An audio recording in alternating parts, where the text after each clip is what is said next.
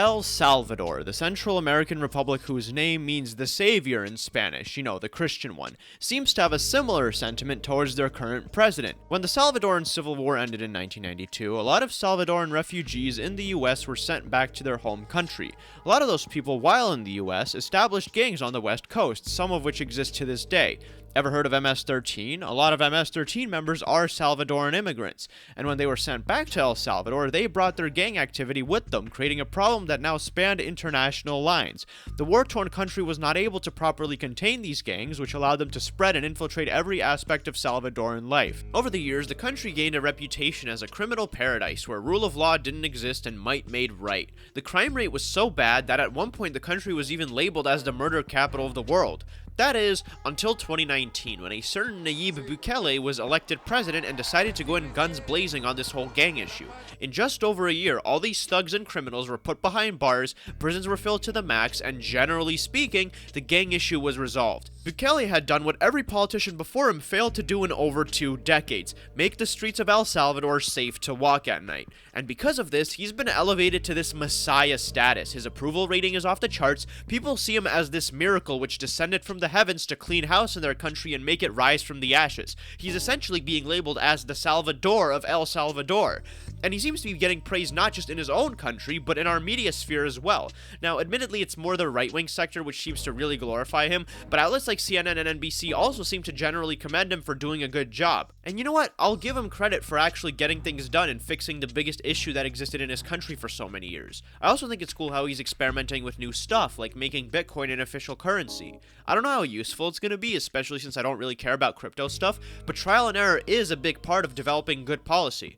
But as with many things in politics, not everything about this guy is sunshine and rainbows. You see, the mass incarcerations did remove a lot of criminals off the streets, but it also removed a lot of innocent people who were mistaken to be criminals. And since this whole thing was done with no trial or due process, those who were wrongly imprisoned are now sitting behind bars with no hope of getting out anytime soon.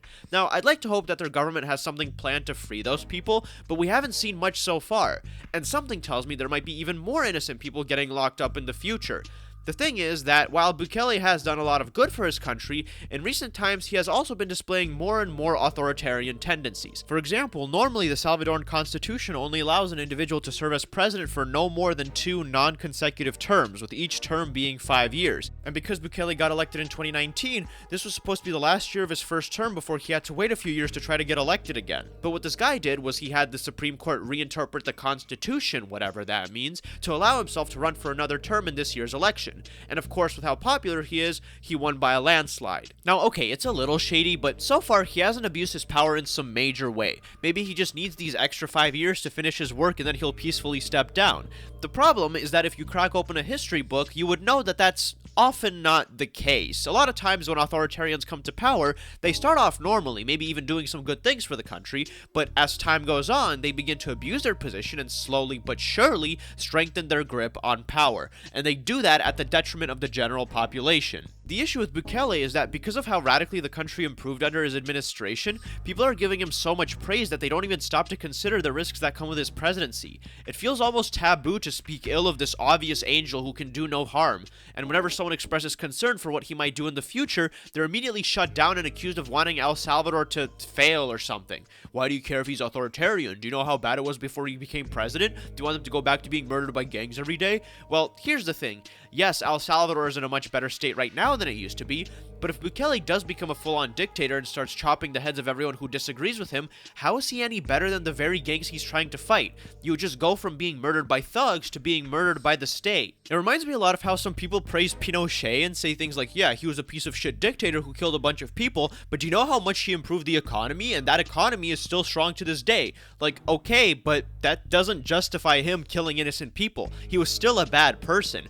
Some people also act this way about Putin. They're like, yeah, he's a dictator and everything, but do you know how bad Boris Yeltsin was? Russia was a complete shithole when that guy was the president, and then things got better when Putin came in his place, so it doesn't matter that he's a dictator because he's better than the previous guy. Like, yes, it still matters. He's still a piece of shit war criminal despot who at this point is worse than Yeltsin and does not deserve any praise whatsoever. Hell, before World War II, a lot of people praised Hitler for fixing Germany's hyperinflation and rebuilding their military. They looked past his insane politics and genocidal ambitions elections just because the economy was doing better, and, well, we all know how that turned out. Trump worries me as well to a certain degree, because even though I don't think he'll become a dictator, he can still do a lot of damage to the country that could take decades to fix, and nobody will complain about it because he promised them a better economy. What if Bukele, say, becomes a dictator and then gets overthrown? Who's to say his replacement won't be even worse? Go ask Cuba and Iran how that went. Now, to be clear, I'm not saying this guy is definitely guaranteed to become a dictator and that he's evil and needs to be stopped at all costs. All I'm saying is be careful, because while he might step down willingly, history has shown a lot of people like him who do not. And when people trade freedom for security, they typically end up losing both in the end. Ultimately, the best thing for him to do after this 5-year term would be to not seek re-election and instead nominate a candidate who he feels will do a good job of taking the reins and keep doing what he did to make the country a better place. With how popular Bukele is, I think whoever he nominates would get elected pretty easily. Also, Bukele should really get to freeing those innocent people from prison and reuniting them with their families. I think if he does all that, Salvadorians will be happy and their country will be headed toward a bright future. And that's the last video of the year, folks. I might squeeze in another one, but I kinda doubt it. Either way, I got some cool stuff planned for y'all in January, so definitely stay tuned. And as always, this was your captain speaking, and I'll see you later.